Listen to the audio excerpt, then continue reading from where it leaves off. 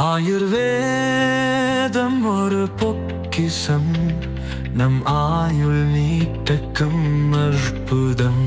Doctor Srivarma's. உத்தரப்பிரதேசத்தின் Cauchy Viswanathar கோவில், அயோத்தி ராமர் கோவில் மற்றும் டெல்லி செங்கோட்டை ஆகிய முக்கிய இடங்களில் தாக்குதல் நடத்த பயங்கரவாதிகள் சதித்திட்டம் தீட்டியிருப்பதாக உளவுத்துறை எச்சரித்துள்ளது.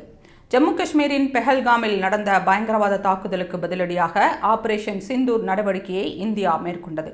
அதில் பாகிஸ்தானின் முக்கிய விமானப்படை தளங்கள் தகர்க்கப்பட்டன.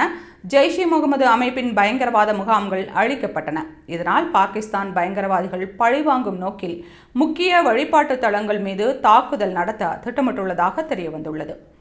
ராவல்பிண்டியில் ரகசியமாக ஒன்று கூடிய பயங்கரவாத அமைப்புகள் அடுத்த மாதம் வரவிருக்கும் ஹோலி மற்றும் ஸ்ரீராம நவமியை குறிவைத்து தாக்குதல் நடத்த திட்டமிட்டுள்ளதாக கூறப்படுகிறது.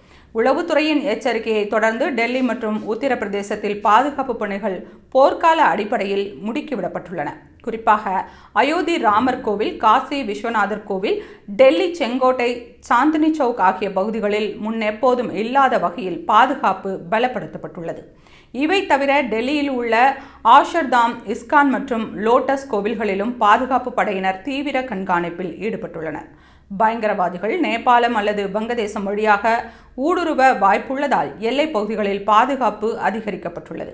சில நாட்களுக்கு முன் பஞ்சாப் மற்றும் ஜம்மு காஷ்மீர் பகுதிகளில் IED வெடிகுண்டுகள் கண்டெடுக்கப்பட்டு செயலிழக்க செய்யப்பட்ட சம்பவம் உளவுத்துறை எச்சரிக்கையின் தீவிரத்தை உறுதிப்படுத்தியுள்ளது.